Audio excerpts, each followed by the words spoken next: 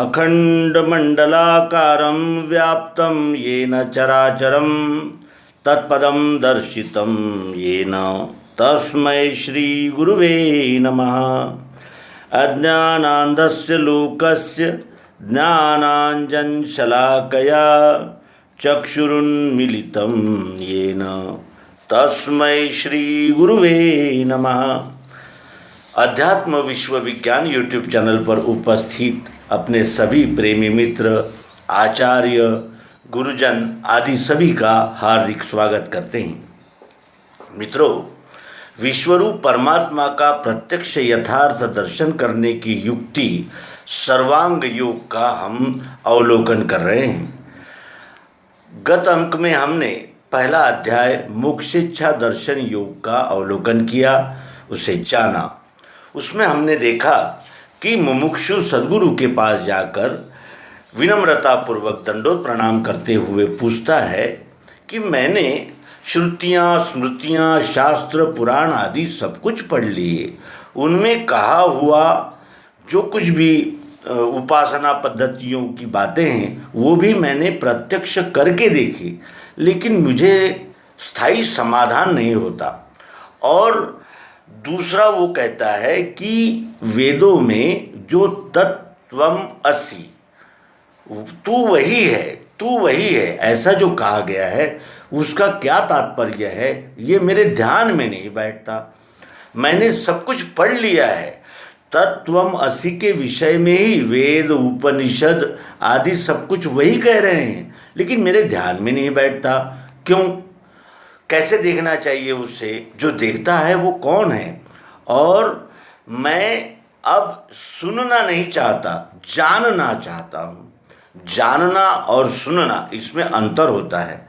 सुनना कोई बताता है, हम सुन लेते हैं, विश्वास करते हैं, और इसीलिए हमारे अनेक प्रकार के अंधविश्वास, अंधानुकरण पनपते ही चले जाते हैं।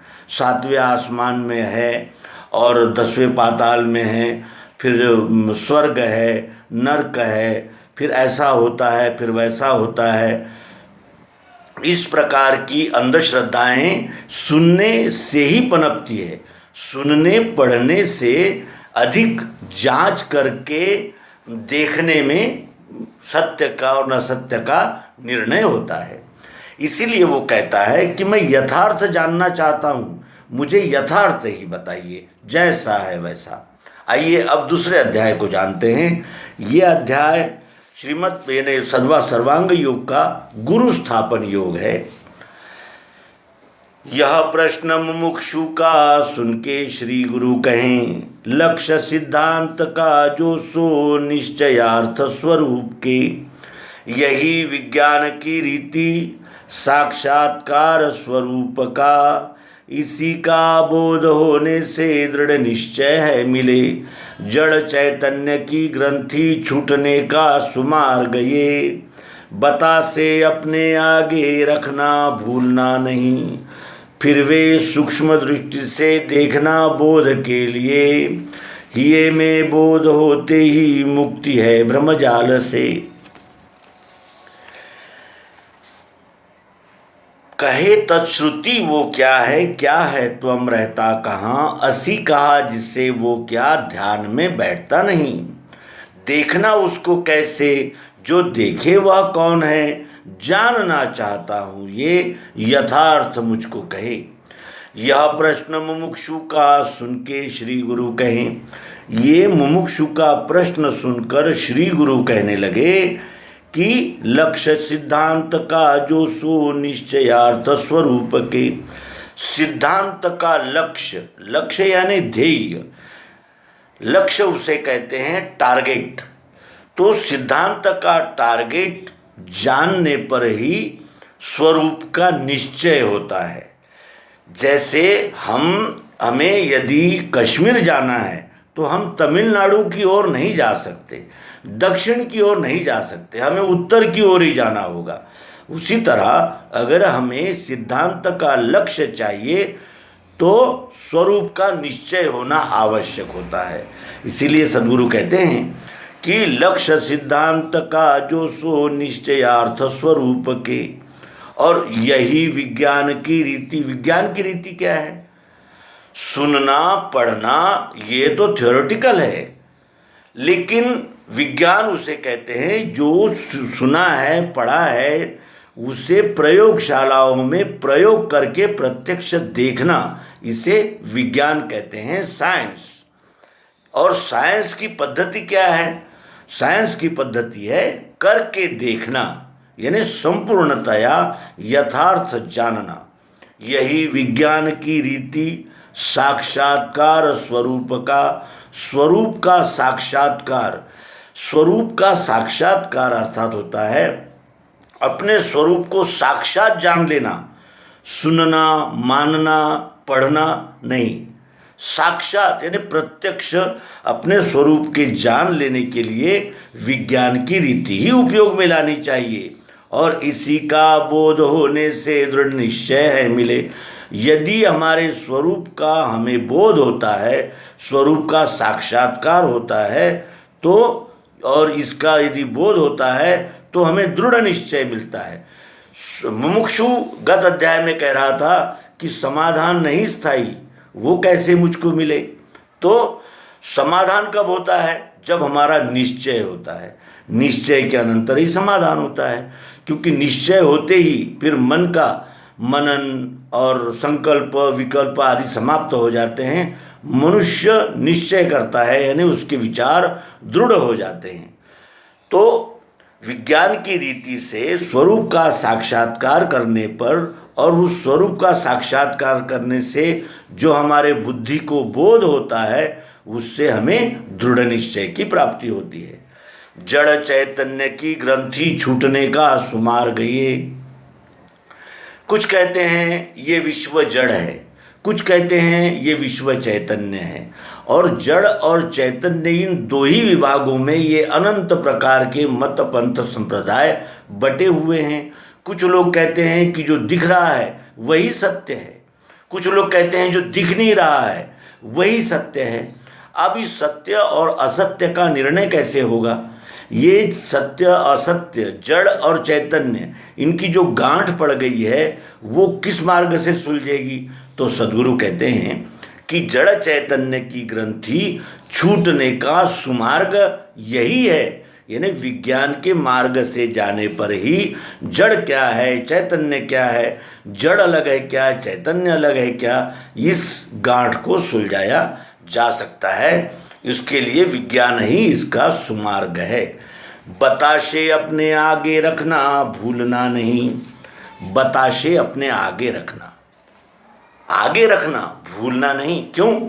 क्योंकि जब हम वस्तु सामने रखते हैं तो वस्तु के विषय में जानते हैं। वस्तु यदि सामने नहीं है और जो सामने नहीं है उसके विषय में यदि हम रात दिन भी बकवास करते रहे तो भी किसी के समझ में आ नहीं सकता।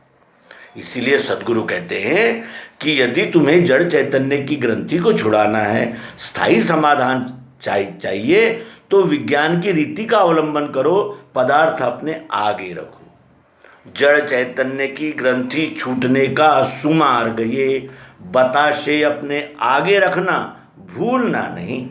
वस्तु को सामने रखो, वस्तु को सामने रखकर प्रयोग के द्वारा यदि हम जानते हैं तो हमारी बुद्धि का निश्चय होता है, बोध होता है, जड़ चैतन्य की ग्रंथि छूट जाती है और हमें स्थायी समाधान की प्राप्ति होती है। उसके अनंतर सद्गुरु कहते हैं कि फिर वे सूक्ष्म दृष्टि से देखना। बोध के लिए वस्तु को देखने की 3 प्रकार की दृष्टि होती है, स्थूल, सूक्ष्म और कारण। यहाँ सद्गुरु कहते हैं कि इस वस्तु को अपने सामने रखना और सूक्ष्म दृष्टि से देखना बोध के लिए। सूक्ष्म दृष्टि क्या होती है? जैसे स्थूल दृष्टि से ये सफ़ेद सफ़ेद डंड यानी ढेला हमें दिख रहा है, ये स्थूल दृष्टि हो गई। लेकिन सूक्ष्म दृष्टि क्या है? सूक्ष्म दृष्टि है इसमें क्या है, ये कौन सा पदार्थ है, कौन से काम में आता है, किस तरह बना है, कैसे विघटन होता है, यानी बारीक जानकारी, विवरण जानने को ही सूक्ष्म दृष्टि कहते हैं। और वो किस लिए जानना है? बोध के लिए। मनुष्य विद्वान तो बन जाता है अनेक ग्रंथ पढ़कर, अनेक पंथों में, संप्रदायों में जाकर, और शालाओं में जाकर वाक्पटु बन जाता है, विद्वान हो जाता है, लेकिन उसे बोध प्राप्त नहीं होता। बोध कब प्राप्त होता है? जब हम बोध के लिए ही सूक्ष्म दृष्टि से जानने के लिए तत्पर हो, तब हमें बोध होता है। और बोध जब तक नहीं होता तब तक बुद्धि का निश्चय भी नहीं होता और मन का समाधान भी नहीं हो सकता। क्यों?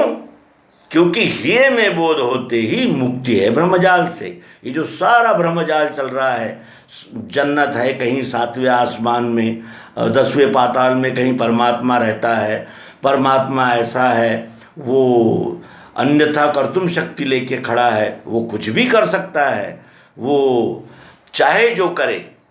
इस प्रकार के जो अंधश्रद्धा अंधविश्वास जो बने हुए हैं, तो जब हमें वस्तु के साक्षात स्वरूप का निश्चय हो जाता है, हृदय में यानी अंतःकरण में बोध हो जाता है, तब हमें इन ब्रह्मजालों से मुक्ति मिल जाती है। ही का अर्थ होता है अंतःकरण।